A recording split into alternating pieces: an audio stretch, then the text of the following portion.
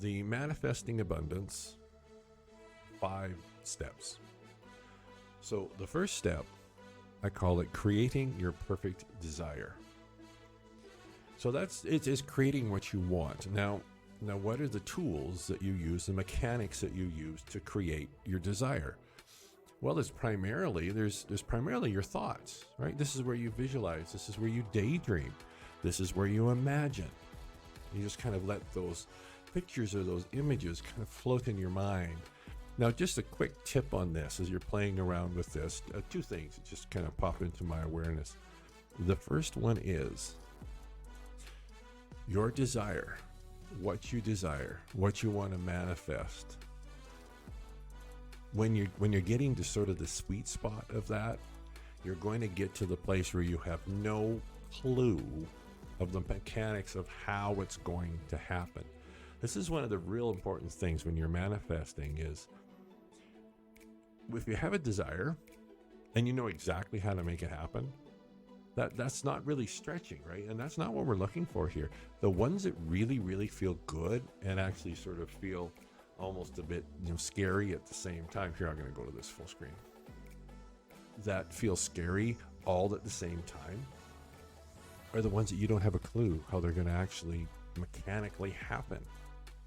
But they feel good when you think about them. And that's the second thing is, as you're crafting that desire, as you're rolling it over in your mind, rolling it over in your awareness, what really matters is how does it feel? Not whether it makes sense, not whether it's possible, not whether it's whatever. It's how does it feel when you think about it, when you focus on it. That's what you're looking for. Now, that kind of flows into step 2. Step 2 is, I call it living your desire on the inside. Now, this is a really good practice that you can do when you're meditating, for Reiki practitioners, when you're in a self-treatment.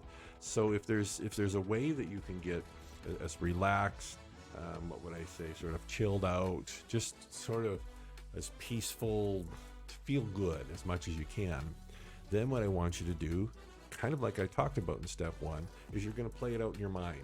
Just kind of like a sort of contemplate it, just roll it over in your mind. And the whole purpose of this is to feel good. See, that's the key. The key here is the only reason you're doing this is not to, and this is an important clarifier.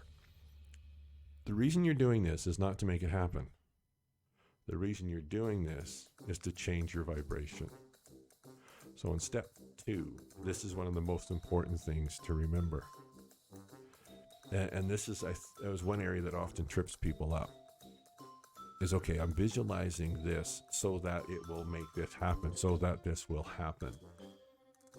Which is all sorts of things that can trip you up.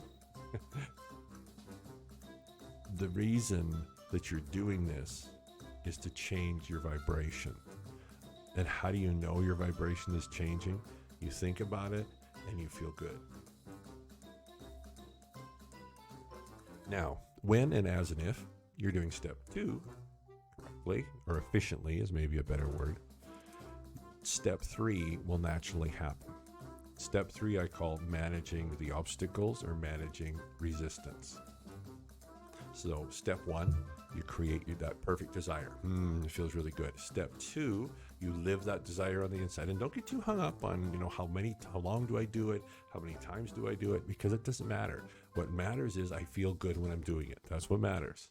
When you do that, what's going to happen is your vibration is going to change, and that's going to cause things to start moving. Now, when things start moving, that's when you're going to notice the resistance. Now, again, there's tons of teachings on this. You know how sometimes you have this, there's something you really want to do, right? You want to maybe change a pattern or develop a new habit or something like that. And it seems like as soon as you start, all these obstacles comes up to try and dissuade you, right? And you go, geez, what was I thinking? Thinking I could do this or do this, because as soon as I did that, all this stuff's happening, right? Now, in an ironic way, because those resistances are coming up, It's one of your best indicators that you're actually doing something. In a way, what you're doing is you're actually introducing a disruption in your status quo. Just think about that for a minute. Because you are feeling it, you're changing your vibration, which is going to start to move things out here.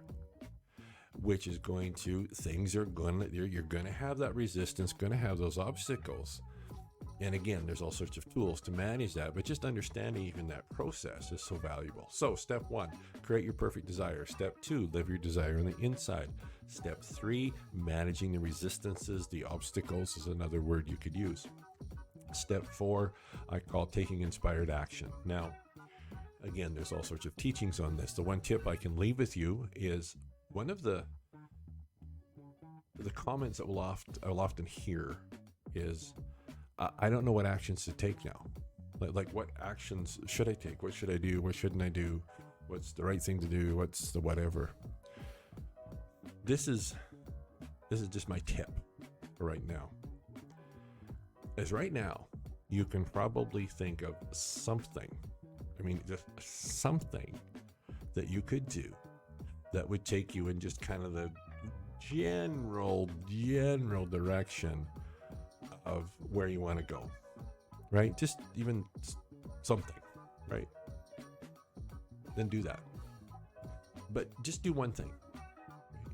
Don't try and do 10 things in a day. Just do one thing. One little, it doesn't matter what it is, but just do one thing that day. And then the next day, do another little thing and another little thing. And that's going to get you moving. And as you get moving, now you can start to be guided and directed more. All right? So step 5, which is often one that gets overlooked, and that's celebrating your victories. The most important thing to remember here is there are no small victories. So often we're doing the steps, we're doing the process, and we see a little bit of the results of it, but they're just a little bit, and you go, well, that's not a lot. It's okay, but I want big victories, right? There are no big or small victories. They're all victories. So no matter from your perspective how big or how small it is, celebrate the crap out of it. Why? Because now you're completing that cycle and you're starting to train your subconscious or entrain your subconscious into this higher vibration. Okay, step 1, create your perfect desire. Step 2, live your desire on the inside. Step 3, managing those resistances. Step 4, taking inspired action. And step 5, celebrating your victories. Just consistency over quantity, right? So often we go, I'm just going to go hardcore and just do all this stuff. It's not a 100-yard dash. It's a marathon.